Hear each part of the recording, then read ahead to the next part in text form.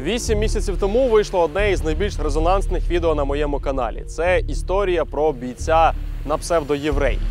Усі загинули, лишився лише він з відірваною ногою та його побратим, який тяжко поранений. Вони ще 11 діб відбивали штурми росіян, шуміли, кидали гранати і просто показували, що там хтось є. Свої вважали їх загиблими, але вони вперто не хотіли помирати. Паша, мы что, умерли? Он говорит, да, мы умерли, я просто не хотел тебе говорить. Після нашого відео було дуже багато запитань. Найпопулярніше, що сталося із комбатом єврея, який не раз кидав хлопців на подібні завдання. Он мясник. Он до такой степени не считается с нашими жизнями, он врет в лицо и отправляет тебе туда. Друга історія – це взагалі сюрреалізм. Зрадник, який кинув єврея та його побратимам помирати, командуванню сказав, що всі 200 і спокійно продовжував собі жити. Правда викрилася лише після відео, і найцікавіше те, що цю людину, яка їх кинула, зрадила, мали навіть нагородити. Не он нам ноги оторвал, просто он струсил. Надо было все-таки сказать, что мы живы, что он нас бросил, что мы не 200-й. Продовження цього відео знімалося фактично півроку. Перша частина – це одразу після першого інтерв'ю, а друга – ось прямо зараз. Ви побачите, як змінився єврей, змінилося справді багато, чи зміг він реалізувати свою мрію, на яку ви теж, напевно, що скидали кошти. Як на таких людях, ветеранах, досі набивають свої кишені депутати, принаймні намагаються це робити. І головне, чи знайшов єврей справедливість, чи покарали усіх винних. Прямо зараз підпишіться на канал Пресинг і вподобайте це відео. Буде цікаво.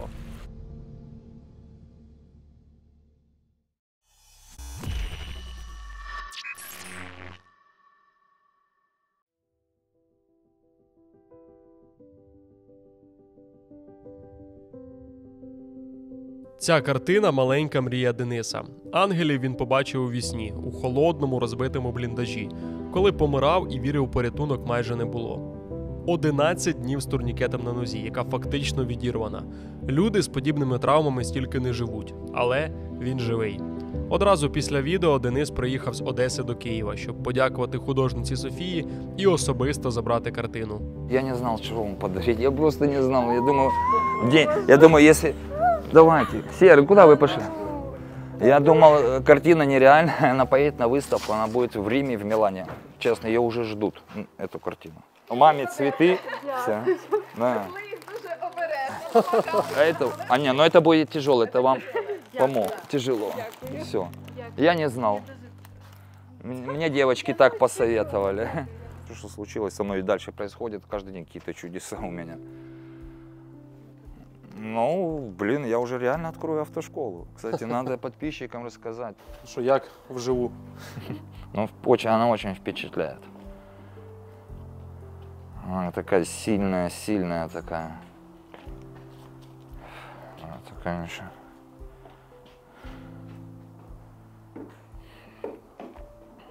Подобається?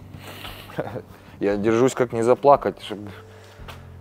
Наскільки відсотків вона відповідає тому, що ви бачите? Больше, чем 100. Больше, чем 100. Вначале она поедет ко мне в реабилитационный центр. Хлопцы очень хотят ее все увидеть, персонал очень хочет увидеть. Потом она поедет в Рим. Будет в Риме. Рим, Милан, она будет на международных выставках. Ее увидит весь мир, эту картину. У вас майже ті місця, що були у вас на позиціях: Рим, Нью-Йорк. Даже, я вам скажу, очень похожа местность. Это мне вот выдали такие тренувальни, чтобы я в них научился просто стоять, будут ноги привыкать к упору. Ну, це такі самі прості початкові, Это да, это просто на них надо стоять. Да. Вот это сейчас я вам продемонстрирую. Потом у меня будут хорошие протезы, у меня будет электронное колено, которое заряжается как мобилка. Регулируешь с телефона себе шаг. Мылицы. Мылицы. Моя задача сейчас научиться на них стоять. Ноги должны привыкнуть. И все, и потом буду учиться ходить.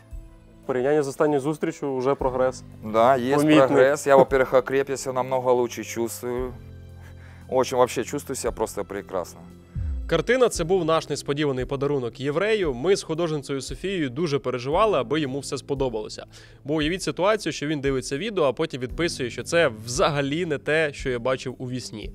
Насправді єврей подивився репортаж, він довго не відписував, а потім написав 2 слова. Це шедевр. І насправді це було набагато цінніше, ніж лайки, підписки, коментарі, тому що в цей момент ми усі відчули себе трішечки щасливішими. Мы не сломлены, духу у нас стало еще больше, чем было. Еще больше стало духу. Ну вот, просто теперь резиновые ноги. Я ни капли не жалею, я бы повторил этот путь. Вот если бы сказали, ты останешься сейчас в атаке, я бы повторил этот путь. Если бы у меня была возможность сейчас отправиться на 0, я бы обязательно отправился. И, ну, пусть бы я вообще не вернулся, но я бы пошел. Но уже не вернусь, я уже там не нужен. Буду помогать здесь. Теперь мое место заниматься этими хлопцами, которые у вас такие остались после войны.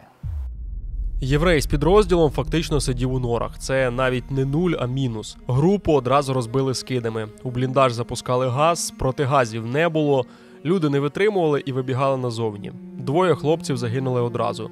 Єврею відірвало ногу, а побратим Паша лежав зовні. Через кілька годин виявилося, що він досі живий, але важко поранений. Я говорю, ты живой, да, давай ползи, ты сможешь доползти. А он тяжелый на самом деле, пацан такой, килограмм 100, может 110. 54 года. Еще плюс одежда, вот это, все это зима. У нас броня, вот это все тяжелое. Я с этой ногой говорю, ты можешь ползти?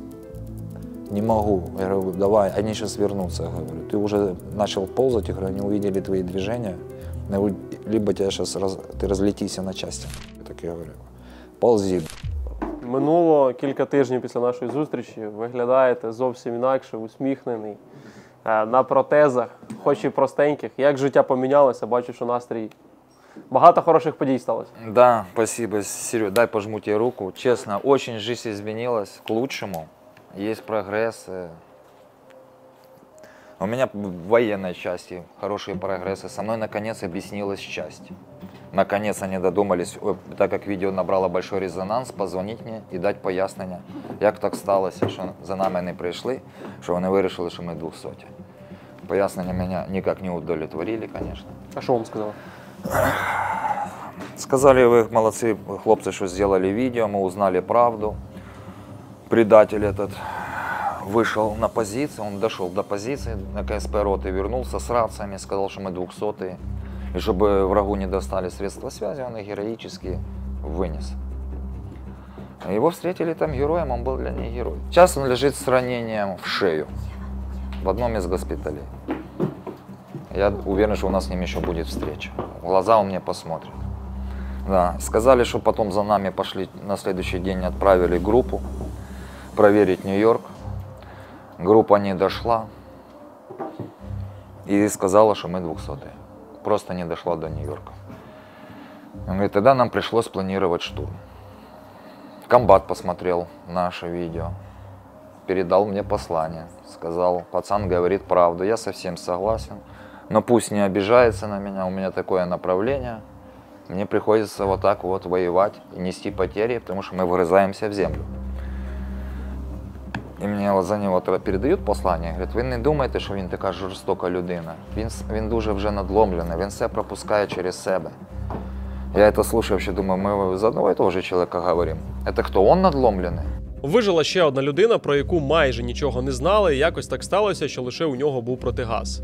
Хлопці просили не кидати їх, думали, що він допоможе, покличе евакуацію, але натомість він сказав, що усі загинули, і він з боєм повернувся.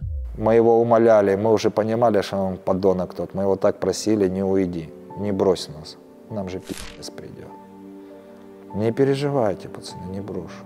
В нас таке вийшло інтерв'ю, що після інтерв'ю людей було дуже багато запитань. Перше запитання – де той зрадник? У нас була версія, що він загинув, але насправді виявилося, що він не загинув. Ну, мені дали пояснення. Позвонили офіцери з части. Тепер, звісно, він буде судим за це. У него комбату, конечно, ничего не будет, его никто не снимет. Как вы поняли, у них позиция, у нас такое направление. А этот предатель обязательно будет судим, обязательно. Украина увидит его лицо. Ви з ним ще не зв'язувалися? Нет. Конечно, нет. Він, коли повернувся, так розумію, обманув людей, сказав, що Да, всі он загинули. сказал, что мы загинули, и он с боем героически вышел, чтобы рации не оставить, один выживший. А мы лежим и стекаем кровью. Он бы мог вызвать нам эвакуацию. Он дошел до этой КСП роты, и мог сказать, что там они разорванные лежат. Поторопитесь, заберите, пока они живы. Он сказал, что мы 200, он нас похоронил. Он нас похоронил. За нами бы пришли и вытащили бы нас.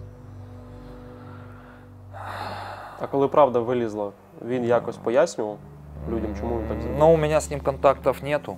Я пока занимаюсь конкретно лечением. Со мной один раз связалась часть, дала вот это пояснение. Больше никаких контактов нету. Возобновили выплаты мне и вернула часть, начислила вот эту задолженность, даже рассчитались, которую была после вашего видео, расшевелились. Вы выслали мне сразу УБД мое.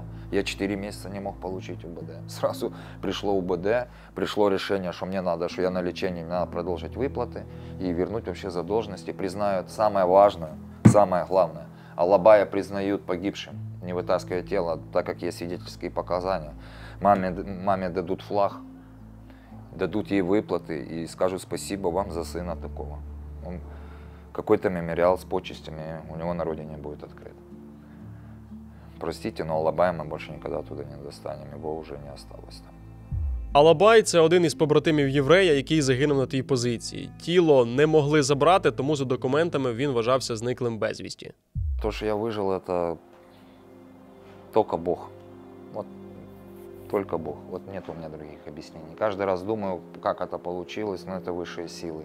Но по логике не должно, это кино, голливудский блокбастер, не бывает такого в жизни. Но оно же есть, я живое доказательство этому. По вашому комбату дуже багато коментарів. Хто комбат? Що вони назвали прізвище, ім'я. Ви озвучите його, чи ви не хочете його озвучувати? Я военный человек. Я военный человек, который находится на реабилитации, не списанный военный. Я не имею права это сделать. Это не секрет, кто он, но именно я не имею права это озвучивать. Ну, але командування знає.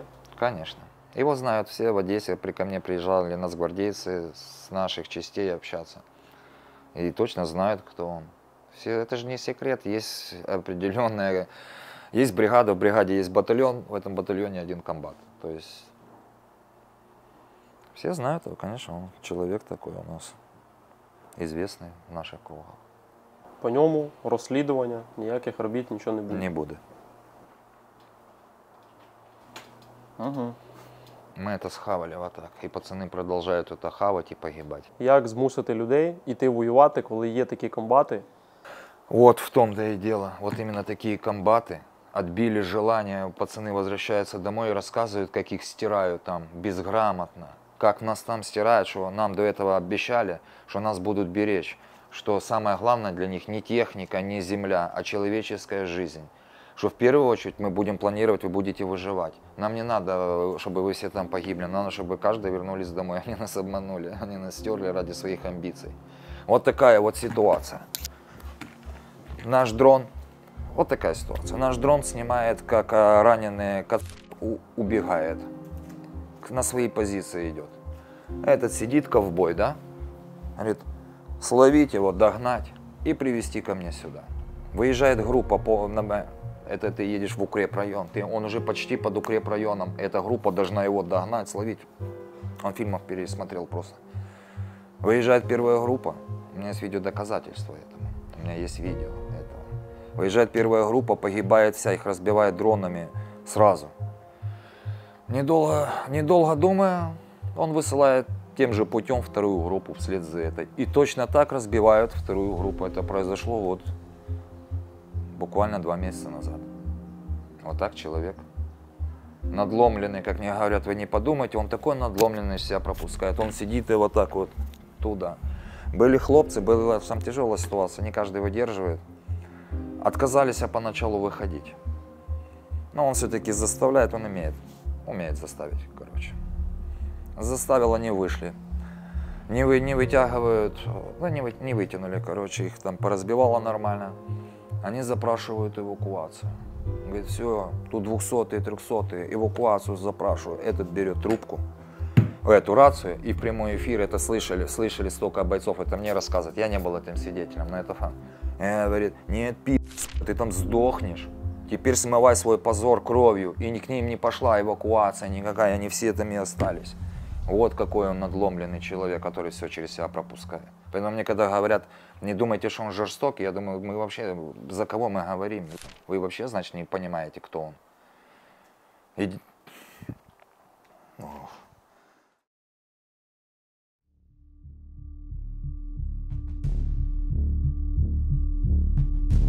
Он точно не верил, что нас вытянут оттуда. Оно нас стимулировало, я хотел, я когда там выживал, все-таки было это еще чувство, сильно хотелось вот эту месть свою, найти его и наказать. Оно тоже такое давало, ну, я все-таки выживу, я ж тебя найду.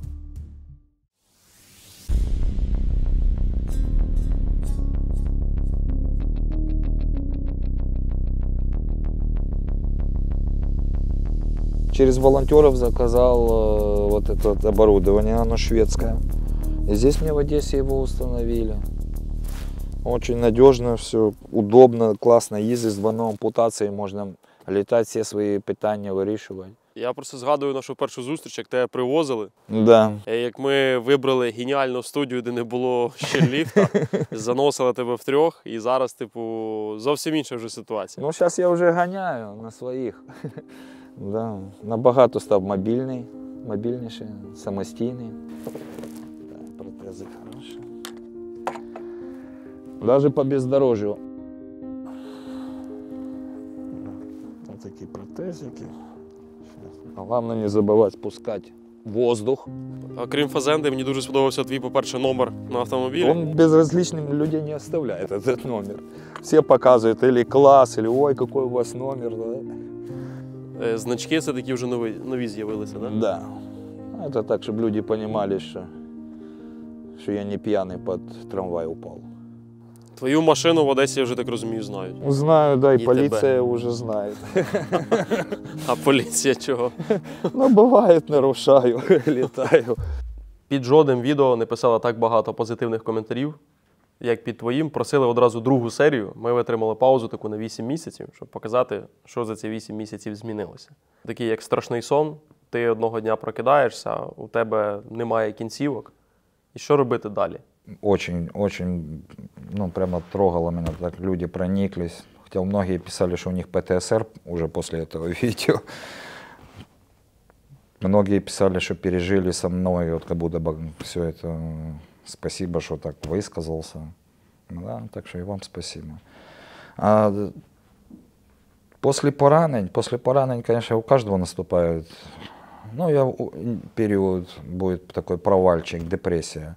Но главное там не остаться. Но мне повезло, у меня хорошая семья. Она мне вообще никак не дала, даже никак попасть в эту депрессию. То есть у меня в этом плане все хорошо. Но хлопцы, я смотрю, что таких много, кто без семьи, молодые, да, вот особенно кто молодой, 22-23 года, им тяжело психологически принять эти поранения. Мне немножко легче в этом плане. Я уже знаю, что все-таки у меня уже были много ярких моментов в жизни. И я более так осознанно этот выбор делал. Ти єврей, і така комедія невеличка, що ти на вулиці зустрічав, як ти кажеш, Гітлера. Що це за ситуація? Да, приехал в отпуск наш. Ну, вы знаете, приходят вот хлопцы ж в отпуск и ведут себя некрасиво. Хоть військовые, да, ну, и забывают, что они тут, что на них особо дивляться, там надо вести себя прилично, да. Я сидел так на улице в колясочке, в своем визку инвалидном. Он узнал, что у меня позывной еврей. Подходит и начинает говорить, ты знаешь, а у меня позывной Гитлер. Ну, пристал ко мне. Пришлось, слава богу, немного занимался джиу-джитсу. Пришлось провести ему удушающие приемы. Да. Задушил его, положил возле своей колясочки. Подумать. Зараз Денис – приклад незламної людини. Після важкого поранення він допомагає ветеранам і сам вчиться новому. Тренується в залі, займається джиу-джитсу і просто живе наповну. До поранення Денис активно займався боксом. У майбутньому спробує повернутися і в цей вид спорту. Якщо ви теж цікавитесь єдиноборствами, то для вас рекомендую Pitbull Fight. Це турнір, де зустрічаються бійці різних бойових мистецтв, немає промоутерів, рейтингів, лише ринг і максимально чесні бої. Минулого сезону тут виступали військові, як, наприклад, Шева, герой кількох моїх відео, який виграв турнір Pitbull Fight і навіть провів мені кілька тренувань з боксу. У 4-му сезоні проекту беруть участь відомі українські боксери – це Денис Берінчик та Єгор Голуб. Вони будуть тренерами, мотиваторами і готуватимуть учасників до турніру. Посилання на Pitbull Fight залишаю в описі до цього відео. Підписуйтесь на канал та стежте за турніром.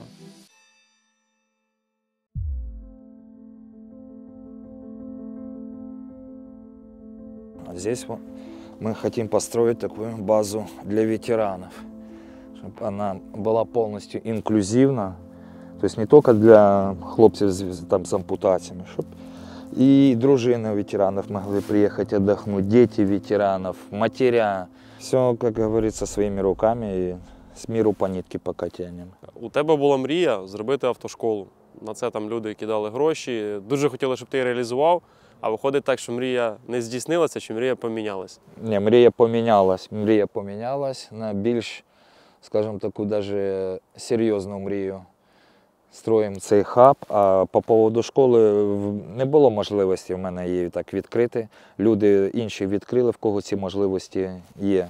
І ми співпрацюємо, я допомагаю хлопців, доставляю туди, привожу, їх рекламую, всім об'ясняю, що є така автошкола і кому треба роблять права. Хотим поставить здесь домики коттеджные такие поставить, сделать великий пандус прямо до самого моря, лодочную станцию поставить, чтобы хлопцы и рыбалкой занимались, и спортивным веслованием. Спортплощадку сделаем закрытую, открытую. Гроші, мабуть, це така штука, якої найбільше не вистачає, да, зараз? Да, приходится, если честно, приходится пока клянчить. Это унизительно, но держава вообще пока никак вообще нами не занимается, жодный орган державный. Сами покупаем за свои деньги эти ялы спортивные, слава богу, есть где у нас их хотя бы покупать. Есть, да, лафеты под них на своих машинах, все это развозим пацанов. Вот только сейчас недавно появилась тоже волонтерская организация, которая нам хочет помогать пацанов хотя бы привозить своим транспортом. А так все сами, все сами. Вы бачили, я термосат військовий загрузил. Это поеду завтра, возьму первое, второе, на тренировках привезу хлопцев, буду кормить. Ну что, так рестораны помогают, обращаемся к ним, то есть есть у вас желание накормить пацанов на треновании, есть желание, сколько у вас, 20 человек, 27, да, давайте, вот так, пока вот так.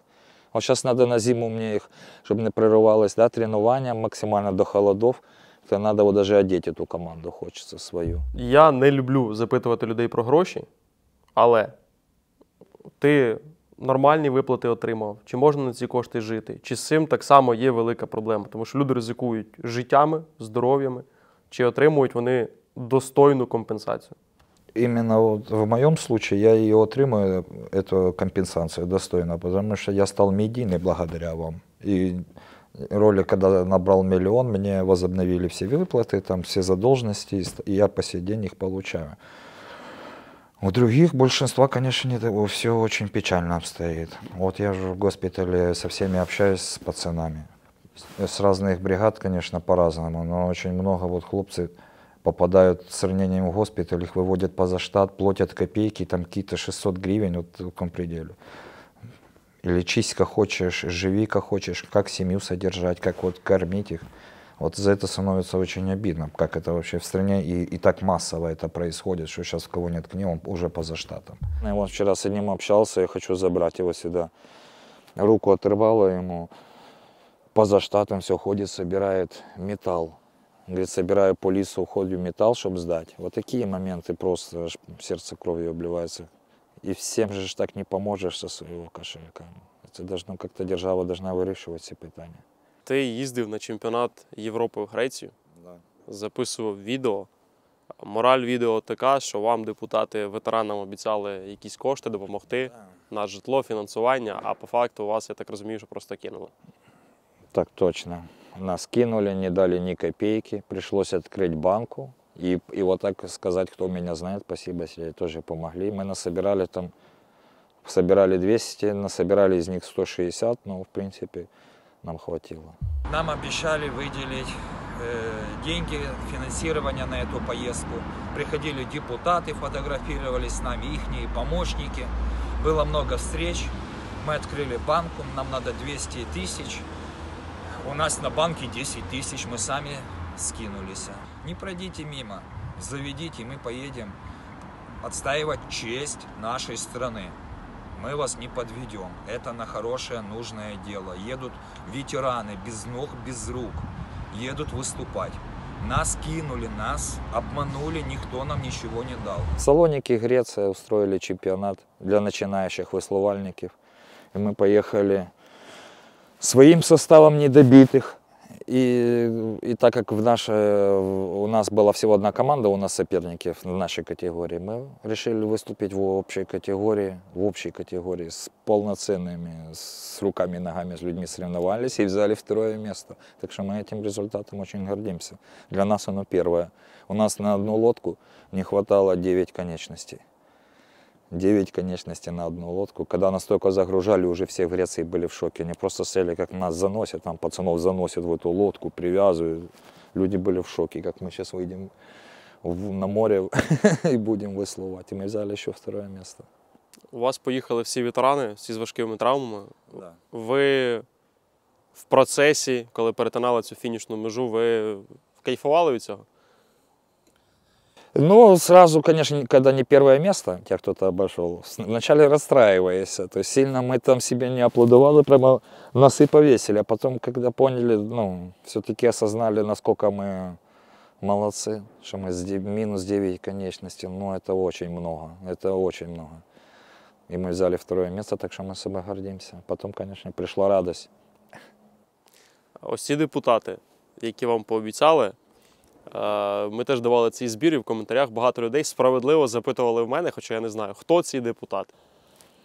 Это с нашего горсовета, местные одесские. Я даже сейчас фамилию вам не назову. Это местные наши хапуги. У нас вообще в Одессе большая беда с коррупцией. Они когда мы даже хотим организоваться, да, с кем-то из таких, начинаются такие вопросы, знаешь, а как здесь прикурить на этом? А я объясняю, да никак ты здесь не прикуришь. Ну, це запитують у вас, людини без Да. двох кінцівок, як прикурити на Да, темі как мы здесь прикурим? Вот я им начинаю рассказывать, давайте это сделаем, давайте то, вот куча направлений. Есть спортивное направление, есть вот стройка, надо организовать вот здесь. Там, или, а как мы здесь, как мы прикурим? Никак ты на ветеранах здесь не прикуришь. Все, дальше общение у нас заканчивается. Я просто якраз думав на днях про це, що по факту ветеранам супер багато не треба. Хоча б мінімальну якусь увагу від держави, мінімальне там нормальне, адекватне забезпечення. Да, именно. І навіть цього нема поки. Был я вот в Румынии, замок Дракулы. Подхожу, вот так вот, они видят, что я на протезах. Они не то, что УБД у меня не спрашивают, ни гражданство не спрашивают, ничего. Везде все бесплатно для меня там было. В замок Дракулы везде, вход там 50 евро, ну, с парой. Нам бесплатно, мне и сопровождающему. Здесь у нас с парковки выехать, по УБД у нас, ну, ветеранам бесплатно. Так ты должен, ты и так молотушек без ног, ты должен доказать, что у тебя есть это УБД. И показать. Нигде вот это хотелось бы, чтобы люди изменили, вот это отношение. Что если ты видишь, что человек инвалид, уже сразу к нему скидка должна быть во всем, в отношениях, во всем. То есть не надо, где твой УБД? Да, может, я его дома забыл, что после этого я не ветеран.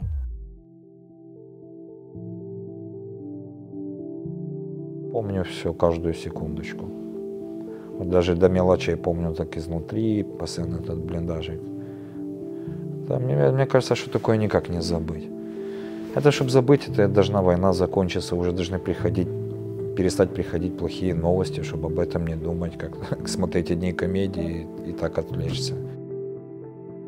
Сильные эмоции у людей у всех вызывают, особенно когда я комментую, рассказываю, о чем это, что здесь намалевано, конечно, люди плачут. Ти на неї зараз дивишся, чи знаєш, такий якийсь пройшов цей етап, ти собі десь її в шкафчик поставив, заховав і не хочеться згадувати? Не, я каждый день наслаждаюсь ей. Каждый день, особенно вечером, ложусь спать и ложусь и смотрю на нее. Ти казав, що хотів цю картину на різні виставки повезти в Європу, в різні Да. країни. Вийшло це зробити, чи це складно? Це поки що не вийшло ще. Я сподіваюся, в 25-му году 100% вона вже поїде. Я її сам лично повезу в Італію. Есть уже по этому поводу, мы общаемся с человеком, он все ждет, что я привезу ему эту картину. Наша українка в Італії, в Римі.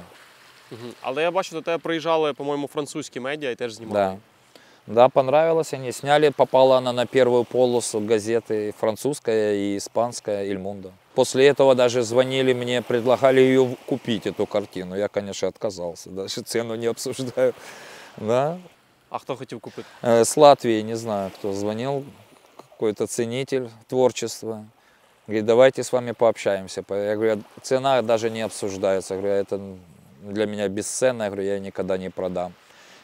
Я предлагал ему свести, дать контакт Софии, чтобы она ему, может, копию нарисовали, а он хотел именно оригинал. Приємна одеська погода неабияк розслабляє. Море, сонце, відчуття, що попереду весна. А попереду було повернення в Київ, у нашу прохолодну осінню реальність. У відрядженнях часто наші зйомки розпочинаються ще на світанку. Взимку це особливе задоволення. Щоб наш дизельний звір не замерз, я обираю перевірене пальне – зимовий дизель на око. Це ідеальний варіант, щоб зранку не мати проблем з авто і не псувати собі нерви. Він не замерзає до мінус 20, і зараз цього більш ніж достатньо. А в грудні на око з'явиться арктичний дизель, з ним не страшні жодні морози. Я планую багато зимових відряджень, знімальна техніка інколи може підводити в холодну погоду, але принаймні за авто не треба хвилюватися. Та найголовніше, що разом з ОКО є можливість забезпечити наших десантників зброєю і добряче підігріти окупантів. Заправляйтеся пульсом, гривня з кожного літра піде на пульстрони. Або донайте на спецрахунок фонду «Повернися живим». Робіть ворогу око за око.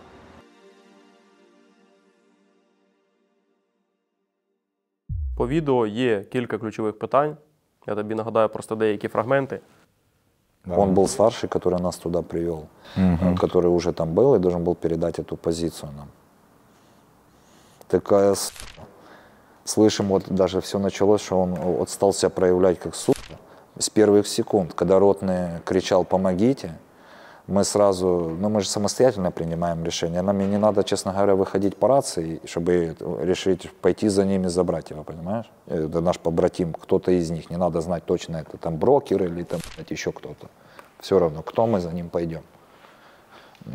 Но он начал сразу «нет» и все. Ця людина. Пройшло вже 8 місяців після відео. Що з нею зараз? Вообще даже не догадываюсь. Последняя информация, то, что я знал, что он лежал с тяжелым ранением в госпитале. Я вообще эту ситуацию отпустил полностью. Меня часто спрашивают, даже не то, что часто, а постоянно, это, что с Пашей Голиковым, где он, и что с этим предателем. Я эту ситуацию настолько отпустил, мне звонили еще хлопцы мои. Говорят, мы знаем, кто это, там, давай, как говорится, мы его накажем. Я говорил, не надо, он уже в Карадахе, он известный. Украина, как говорится, ну, уже знает своего героя. Пусть вот как ему с этим жить теперь? Не знаю, я никак вообще эту ситуацию больше не раскачивал. Я его так легко отпустил и знаю, что Паша точно так же. Вообще нету, не хочется не мстить ему, ничего. Не он нам ноги оторвал, просто он струсил. Надо было все-таки сказать, что мы живы, что он нас бросил, что мы не 200-е. Он же сказал, что мы 200-е. Да, ему бы, конечно, за это бы прилетело, как это ты мог бросить их, да, и уйти без приказа вот так своевольно, не доложив, никак не решив это. Но я бы обошелся, ну, конечно, намного легчими ампутациями. Паша бы остался с ногой. Ти зараз розумієш, пройшло скільки часу, чого він це зробив? Це страх? Да, конечно.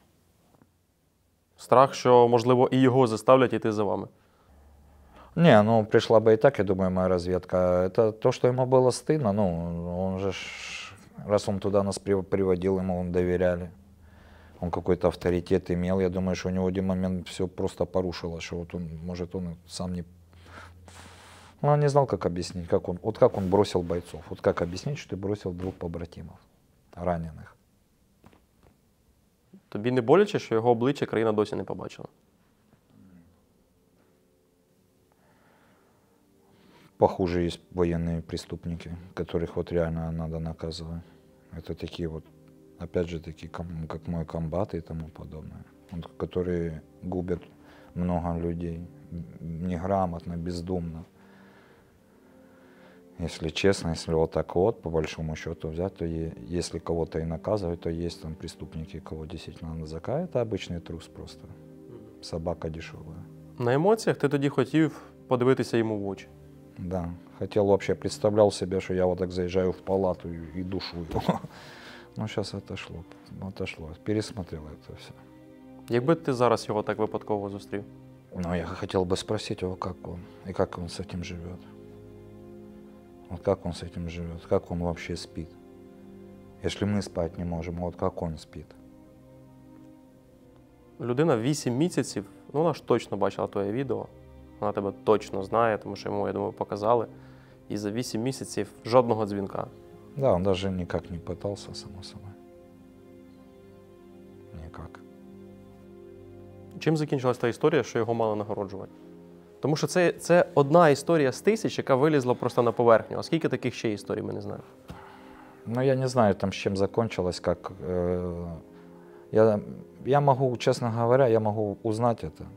Я могу позвонить замкомбригу и, в принципе, поинтересоваться. И у меня есть, я с ним на связи. Давай дізнаєшся, і ми у відео додамо це, тому що дуже багато людей питало, наприклад, чому я не озвучував прізвище цієї людини, ім'я. Ну, його можеш озвучити, напевно, тільки ти. Тому що це твоє право озвучити його чи не Я озвучити. до сих пор знаю, что он Семёныч. Це позивний. Ну, это его как отчество и позывной, да. Людина лежала в лікарні, теж після поранення, нормально собі жила. І, типу, десь в думках вас просто поховала і все окей. Да, он точно не верил, что нас вытянут оттуда. Это для него так... Ну, оно нас стимулировало, я когда там выживал, все-таки было это еще чувство, сильно хотелось вот эту месть свою, найти его и наказать. Оно тоже такое давало, ну, все-таки выживу, я ж тебя найду. Так стимулировано. Сейчас оно просто прошло, я пересмотрел. Нельзя жить вот этой местью чувством. Оно так не получится. Я и на войну ушел с чувством отомстить, что у меня уже пацанов поубивало, друзей, что я и их крови напьюсь. И получилось, что я ушел, у меня чувство, что у меня еще больше потери, я еще больше разбитый, у меня вообще, я все потерял. Чувством мести не получается жить, что-то выстраивать точно никак. Життям підтверджується фраза, що люди не пробачають маленькі образи, а великі пробачають. От воно так в житті складається. Як ти пробачив його? Ну, я не пробачив. Я просто отпускаю эту ситуацию. Потому что действительно есть у меня больше злого.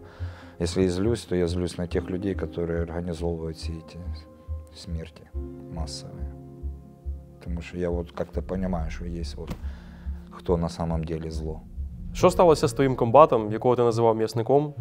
У нас теж про це не дуже прийнято говорити. По факту, єдиний, хто про це говорить зараз прямо, це Тавр, який написав лист на Содоля, який пробує якісь піднімати розслідування, і по факту все ж так спускається. Комбата покарали? Звичайно, ні. Я знаю, что он даже больше того, у него высшая должность уже. Круто. Да. Яка? Ну, так я так понял, что он уже замкомбрига в Карадах. Люди питають постійно прізвище, чого ти не називаєш його? Ти казав, що ти військовослужбовець, ти не можеш це озвучувати. Зараз ти вже не військовослужбовець. Я військовослужбовець. Ще до января місяця. Тобто тебе треба запитувати вже після цього місяця.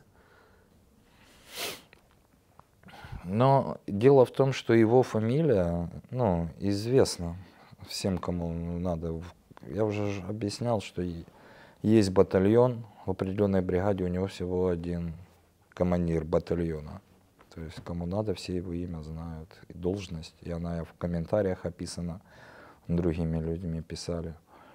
То есть, если человек військовый или ну, как-то относится к этому, то там не проблема совершенно узнать его фамилию, это мне не надо официально вот так заявлять. За 8 місяців скільки разів він тебе навідав, Да вы подзвонив? что? Да, ну, даже не то, что навидов, даже никакого не звонка, ну, как такое? Він же ж командир.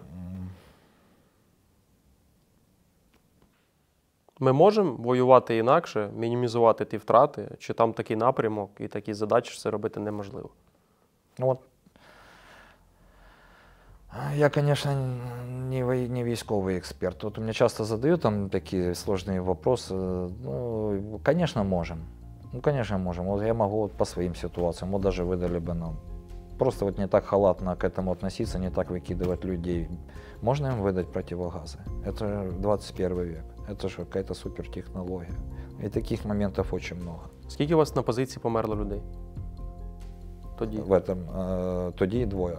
2 людей померло, 2 важко травмовані. Да. 5-й А це по факту ціна 4 протигазів була. Да. При том, что они есть. Я точно знаю, что на складах, ну все, у нас в гвардии есть все. Там, ну, мы заряженные в этом плане.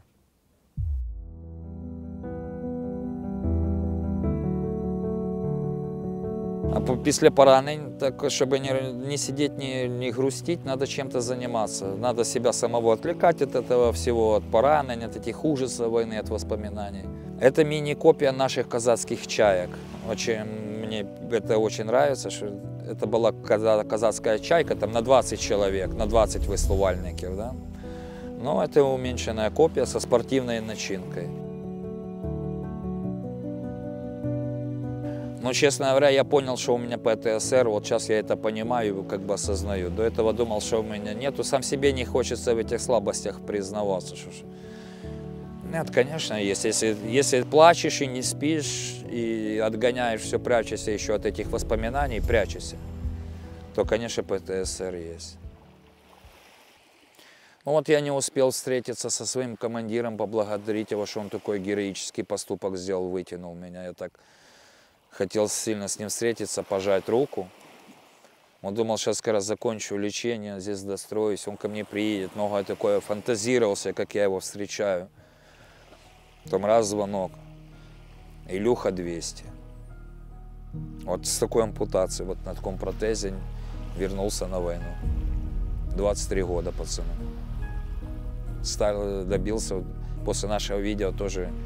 И он поднялся, так как я рассказал, что он какой классный. Его тоже сделали там начальником. Погиб. И вот такие моменты, как вспомню, что больше им не успею, ну, не смогу ему ничего сказать такому. Конечно, хочется плакать. Дрончиков наших в плен взяли, суки, казнили, расстреляли, колени попростреливали опять. Друзі твої були? С моего взвода близкие, вот такие, еле спали вместе, все проходили вместе. Вот это тяжко. Приехать на похорона надо командиру. Я поехал, это было так тяжело увидеть его. У него такая мама молодая. Так тяжело вот эти даются моменты. И когда вот с кем-то общаюсь, ну, кажется, что даже нет смысла говорить, что никто это не поймет, как будто, знаешь, вот в эти моменты чувствую себя, что я один остался, конечно. Что те, кто меня понимали, реально, их уже нету. Их всех убило. Ну, я знаю, що дуже багато людей, які, знаєш, хочуть тебе розуміти, які тебе вважають героєм, хоча я знаю, що військові не люблять, коли їх так називають. Ну, але для там, мільйонів людей, я думаю, що ти герой. Я считаю, герои те, кто пошли, действительно не испугались, это не герои. Я просто не успел сделать то, что вот я хотел. Я мало повоевал, хотелось бы побольше. У меня чувство, что я не повоевал. Как-то быстро все произошло. Думаю, що це не тільки твоя була вина, а й рішення, які приймалися. Після того відео писали люди, які знають цього командира, підтверджували твої слова, по-перше. По-друге, розповідали свої ситуації. ситуації, ну реально дикі, які по телебаченню не покажуть, спілкування, як відбувається з солдатами, в яких тонах, в яких словах. Да. Ти дізнавався, щось змінилося там? Нет, ничего в лучшую сторону нет. Еще и хуже направление Покровское. Сейчас вся моя бригада там. Вообще все печально. Є багато бригад, там, з якими ми часто знімали відео, де от реально те, що ти сказав, людське життя цінується. Я не розумію, чому у нас заборонені ці переводи між бригадами, знаєш, коли люди будуть тягнутися в кращі бригади, де їх не стирають, а тягнутися там 3-го ШБ, Азов Да. і подібні. Могу объяснить на своем примере. Хотели перевоздиться и в Азов, и в 3-ю штурмовую, когда я служил в Карадахе. Очень хотели туда. Нам сказали, что есть договоренность устная между комбригами. Это обращение на бойца не делают. Ты только сам там переводом, короче, переходишь, и так не переводят уже между бригадами. Только там по залету, когда тебя хотят избавиться, вот ты залетчик, ну точно не в 3-ю штурмовую попадешь. Тебя переводят в другое место. А в Есть чому такое? складність така велика, що ти хочеш просто перевестись, умовно, бути зі своїми друзями? Мы хотели всем взводом перевестись, взводом разведки. Да, и в батальонную даже разведку нас не перевели. Мы хотели в батальонную разведку перевестись. Не переводят, не знаю. Такая у них договоренность есть между собой. Ще один коментар під першим відео, я тобі навіть його зачитаю. Написав його Казбек, позивний. Ми одразу поїхали на евакуацію, я його виносив. Дрон завис, і ми швидко розбіглися. Вертаюсь назад, та єврей вибігає на колінах і руках з посадки. І ще й сміється, він з нами боровся до кінця. Розкажи за цей випадок, тому що хлопці казали, що вони реально і злякалися, і були в шоці, коли ти з цими ногами, вибач мене, відірваними, там бігав, сміявся і казав: давайте, пацани, все окей. Да, я же эту себе, как сказать, запротезировал палками, так замотался. А на эту стопу я ее тоже очень плотно тряпками обмотал, и на эту я еще наступал вот так в обнимку на нее. Вначале ну, пришел меня штурмовать мой Карадах. Мы с ними, слава богу, не пострелялись. Вызвали разведку мою на эвакуацию. И вот Казбек как раз был, вот, эвакуировал меня на носилках. Казбек и Тихий. Хлопцы, низкий поклон вам. Я их очень люблю. Да. Бежим ночь. Ну, так холодно. Они меня еще в спальнике вначале по всем правилам, потом на носилку. Бежим. Ну и там дроны эти. Ну, я просто уже за это время, честно, я привык к этим обстрелам, к этим дронам. Я уже как-то спокойно на это все реагировал. Я говорю: хлопцы, бросайте меня и в рассыпную разбегаете. И они хорошо, нормально, хоть вовремя послушали, разбежались. Меня вот так вот в кювет закинули с тех носилок. Да, такая веселая была эвакуация. Ну, слава богу, дрон прошел чуть дальше, я там сделал сбросы и улетели. Да, хлопцы возвращаются, ищут меня, кричат: евреи, там темно, что ну, глаз выколи, такая темнота. Еврей, где ты? Я ему: иди сюда, я тут. И он запомнил, что я ползу, смеюсь, а что он так переживал. Мне что-то это смешно казалось, что он так нервничает за меня. Думаю, это все ж в порядке, уже все, эвакуируемся, все нормально. Есть такое, привыкаешь к этим обстрелам, адреналин уже на них никакой не вырабатывается, очень спокойно относишься.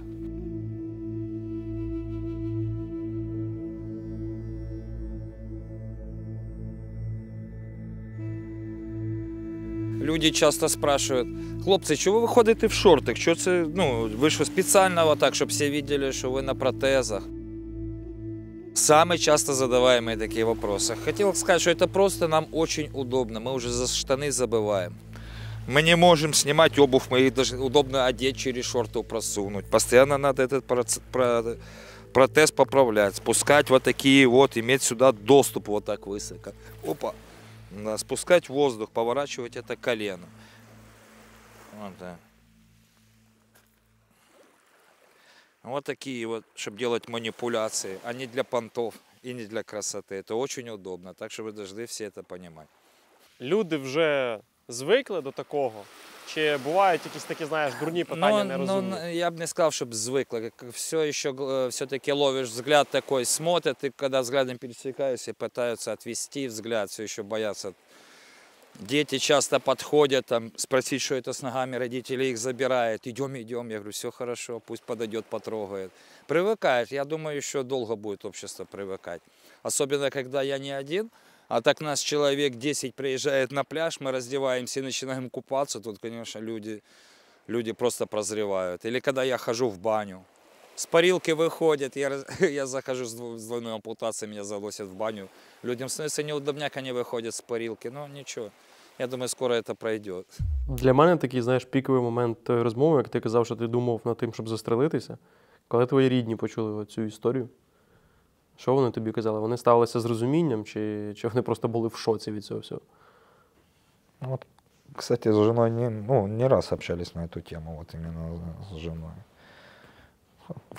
Она знает только, что я такой решительный, но то, что я вот задумал, я это бы сделал, конечно. И понимает, что я не суицидник, что как я ценю жизнь, что я не сдаюсь. Люблю преодолевать все сложности, вот такой вот. Люблю это, доказывать что-то себе, людям. Слава Богу, что не дошло до этого, что все-таки хлопцы пришли. Это вот почему и такая сильная идет вера в Бога, потому что такая череда совпадений, чтобы вот я спасся, чувствуется божественное прямо влияние на все это. То есть я бы так это не смог бы вот как-то так сделать, о себе позаботиться. Только как будто Бог обо мне вот так позаботился, и все-таки сделал эти обстоятельства, что я вот сейчас с вами здесь сижу, разговариваю. Справді, мені вже писали кілька людей, які переживали клінічну смерть, які теж там прощалися з життям, думали і про суїцид, і що вони багато теж, хто з них описує таку, як, не знаю, зустрічі з Богом, тебе з ангелами, якісь видіння. Після того в тебе хоча б щось таке було, ти відчуваєш якусь силу, яка допомагає, чи це було в такий, знаєш, найгірший момент в твоєму житті? Я уже научился вот себе доверять своей, как вот раньше я называл, интуиция, да, это чувство, но сейчас я уже считаю, что это не интуиция, это немножко другое. Интуиция — это как бы просто опыт, да, а здесь я считаю, что все-таки связь еще постоянно это с космосом у меня есть. И я когда что-то задумываю, я начинаю чувствовать, правильно я это задумываю или нет, вот прямо чувством приходит эта мысль. Таким чувством нет, я все-таки все еще на связи, на прямой связи с Богом.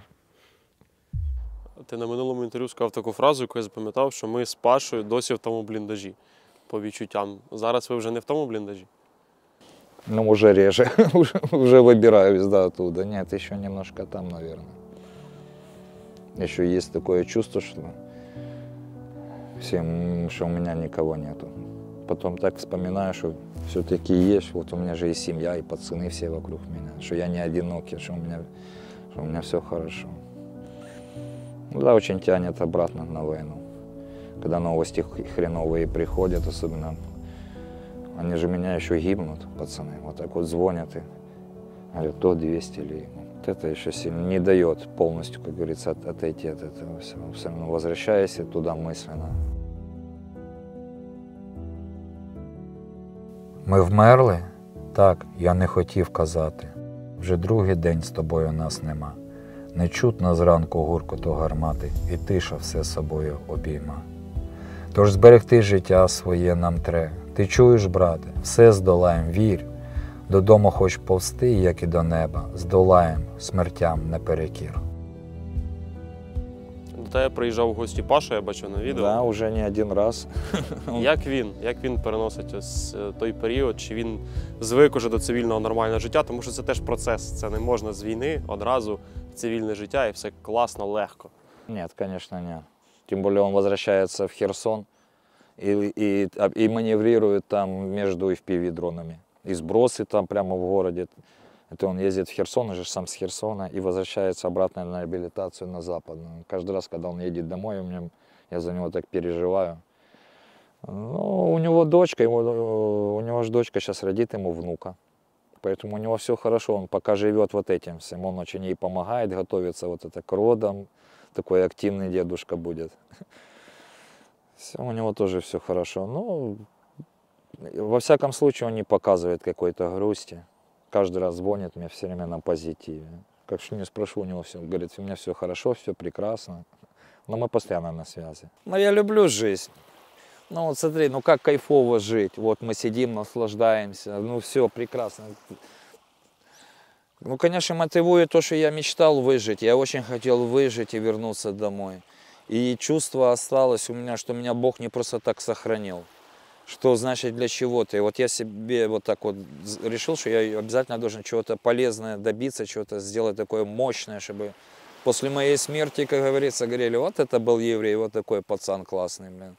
Хочу оставить прямо, чтобы ветераны знали, пацаны знали, что мы не просто так воевали. Теперь мы сами себе можем построить эту жизнь, это будущее, какие-то прекрасные такие уголки сделать. Это сильно мотивует. Тем более я пацанам пообещал, что они с войны будут возвращаться ко мне, и я их буду встречать, они тоже будут кайфовать, как я. Они мне очень доверяют, особенно Карадах. Вот моя бригада, я с многими на связи, даже с теми, кого там немножко общался, знал, уже с ними очень хорошо общаюсь, постоянно звонят. И все ждут, я им отчет скидываю, что происходит, как мы этих коррупционеров здесь разгоняем. Очень хочется покорить еще этот мир, волну, ветер. Прыгну с парашютом, еще хочу понырять с этим, с аквалангом. И, конечно, походы, морские походы на дальнее расстояние. На Олимп сходить, на гору Афон. С Греции в Италию. И с ветеранами. И все ж такі, щоб бойові рядом були пацани. Можна сказати, що ти після того, що ти пережив, почав відчувати життя сильніше, знаєш? Тому що є люди, в яких все класно, і так якось нічого не хочеться, робота, дім, а в тебе енергія ця бурлить зараз. Да, я не знаю, но я сильно кайфую от жизни. Я такой счастливый, что мне иногда, честно, мне даже стыдно перед пацанами, что вот так в стране война, я такой счастливый хожу.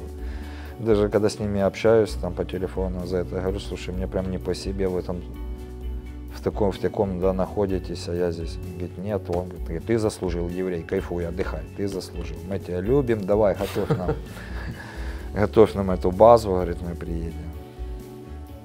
Я очень кайфую, я прямо не могу. Да, есть там свои проблемы, да, но я уже знаю, допустим, я на мелочи уже так не обращаю внимания, так резко не реагирую, как раньше, я там мог по какой-то мелочи там дома на малого гыркнуть. Сейчас я по таким гыркаю, но уже не так. Вже тихіше. Ну да, но, во-первых, и он у меня уже подрос большой, уже боюсь сдачи получить. Я тобі дуже дякую за твою мотивацію, що люди подивляться це відео, і дай Бог, в них тепер не буде ПТСР, а навпаки, мотивація жити, творити і щось робити. Робіть хоч щось, називається. Дякую. Дякую, дуже приємно. Я і надалі буду стежити за ситуацією із Денисом, тому що це справді людина-приклад і людина, яка заслуговує на повагу. Якщо вам так само важливо, аби на цьому каналі були соціально непрості, болючі матеріали, але потрібні, обов'язково вподобайте це відео, прокоментуйте і підпишіться на канал Пресинг. А якщо маєте цікаві теми, то напишіть мені в Інстаграм. І, до речі, ви можете підтримати Дениса, його справу. Я створив окремо невелику банку. Хочемо зібрати хлопцям на спеціальний буст, тому що з цим є велика проблема. Коли вони їдуть тренуватися або веслувати на байдарках, то проблема усіх зібрати по місту, треба шукати автомобілі, бензин, а якщо буде ось такий спеціалізований транспорт, то вони зможуть це робити набагато централізованіше і простіше. Давайте зробимо хлопців трошечки щасливішими і дякую кожному за ваш донат.